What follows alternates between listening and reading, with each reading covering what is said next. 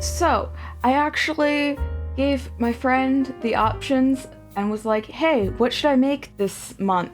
And she chose this, so this is dedicated to you. I hope you enjoy it. Today we're going to be focusing on how to make little fake scars using just beauty products. So I have my tiny little brush here, my favorite neutral palette of browns that I know go really well with me. I also have this matte lipstick that I know goes really well and actually matches my actual scars really well. And of course, I have a white eyeliner pencil. Now, specifically, the reason why I have white is because I am really pale. So that means when I get a really serious scar, it turns white. Hypopigmentation, essentially. Unfortunately, this does not happen when you have darker skin. In fact, you might actually experience the exact opposite. The skin getting darker, hyperpigmentation. So, go with what your skin needs. So there's going to be two types of scars that we're going to go over that are really simple. First, we're going to go over the ones that bubble up, and then we're going to see the ones that go and dip in. Now, there are two special effects products that you can use for this. If you want the bubbling up effect, you can use scar wax, and for the ones that dip into the skin, you can use rigid collodion. I don't like those for personal reasons.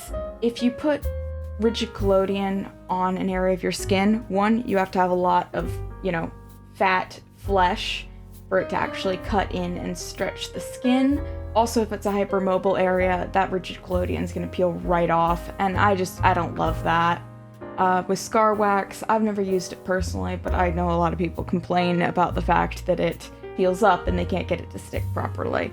That might be their issue. But we're gonna just do it with plain beauty products, which is great. Of course, if you want to wear this as like a costume or something, you can always prep the skin with primer, foundation, set it with powder, that whole deal, just like you would your beauty makeup, in order to make it last. So for me, I'm gonna start with my scar color here. Now, you'll wanna follow your own natural skin undertones. It's worth mentioning. So if you have more warm toned skin, aim for something that's a little bit more brown yellow. If you have more cool toned skin, maybe something a little bit more blue pinky. So yeah, we're just laying down a layer and we're blending it out a little bit, because the thing is, scars, that redness fades outward. It's not just a line. If I'm lazy though, you can absolutely just do a line and it'll be fine. Like, particularly on camera, most people won't be able to tell the difference between a line and blended out look. There, we have like a little nice line. Kind of looks like my cat scratched me. It's all good. Now, because I'm lazy, we're just gonna wipe this off on the back of my hand. I'm gonna take this color here, which is kind of close to my natural skin tone, and we're gonna tap that along the center of the scar just to give it a little bit of a highlight. Then we're gonna go in with this darker color and outline it where there would be natural shadows.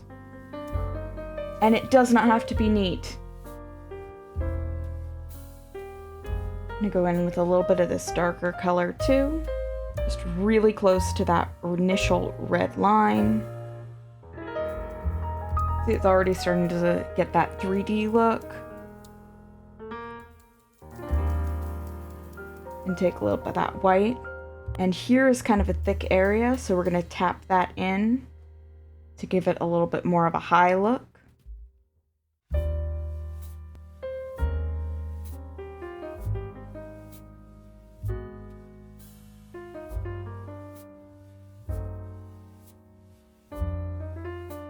Now see, you have a little bit of that 3D look. It still looks really red and irritated, which is great. That is exactly what we're going for here. Now, of course, the problem with doing this, it's a visual effect that looks really great straight on, but if I turn my wrists like this, you can tell there is nothing there. So that's where you want something like scar wax that will actually give you a real visible line. And I know you can see my hand as I'm gesturing while I talk. I gesture while I talk.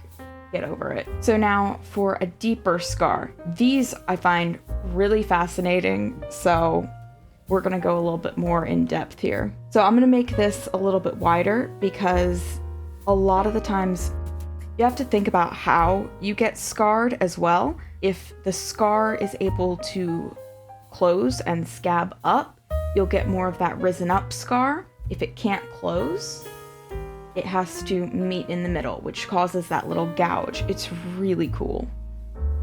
We're just sketching the general shape that we want here. Now we're also going to do this as an older scar. And the deal is with older scars, that's when you start to get some of that whiteness and you start to see whether or not the person has taken care of it as it's healed. Which I know might be a lot more than you guys ever want to know about, like, how your body scars. But so now that we have that redness down, we're going to go along just the outside. And fun fact, if you have a scar like this that's open and you don't properly take care of it, you'll get this really, I hate to say it, gross, thick, ropey line in the center. It's really cool. Kind of gross, but cool. I insist that it's cool. And this is where we're going to use that white. And we're going to draw that right in the center.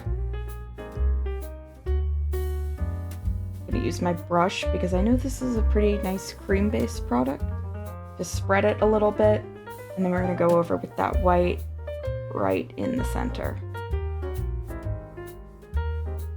And then with our nice medium brown, start to shade. And essentially you want to make it look deep. You are manufacturing shadow to make this scar look like it goes into your skin. Going with the darker.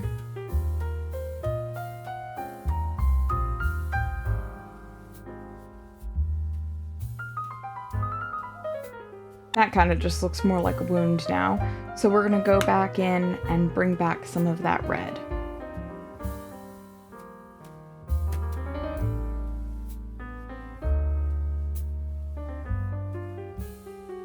Now, if you want to increase that contrast between the outside line and the inside of the scar, you can always take this white or another color that's close to your skin tone and just trace around it. It's the same principle as using your concealer to highlight. Now, if like me, I'm looking at this and I'm thinking that's a little bit darker than I want that to be. We're just gonna really lightly fix it up. This probably isn't making much of a difference on camera, but it very much is making a difference in real life. Now, of course, for older scars, what I like doing is just going straight in with that white. And I'll smooth it out with my finger some. And this is because I am so pale, by the way. If I had darker skin, I probably wouldn't be able to get away with just putting straight white on like I am. And then I'll either use that red or a brown. And right here I'm starting with the lightest, not the lightest brown that I have, but our little mid brown here. And we are just outlining that. Then I'll take my finger and rub along it. And you don't even have to make the entire thing perfectly dark. In fact, it's probably better if you don't. But that'll just define it a little bit from the rest of my skin to make it, well, seem different, not my regular skin tone. Because white, particularly on camera, tends to get lost against my skin. Admittedly, once again, if you have darker skin, you're not going to have that problem. Granted, if you have darker skin, you can use a darker color and then highlight around the edges to essentially do the same principle. I was also originally thinking that I was also going to do the difference between internal and external stitches when they scar, but you know what? I think I'm going to leave that for next time. If you guys are interested in seeing that, make sure to drop a comment so I know you're interested. And that being said, I hope you enjoyed this. If you did, make sure to drop a like so I know you enjoyed it. Comment if you have something to say, and subscribe and ring that bell to keep up with all my endeavors into makeup, gaming, and general geekery. Thank you so much for watching. Bye-bye.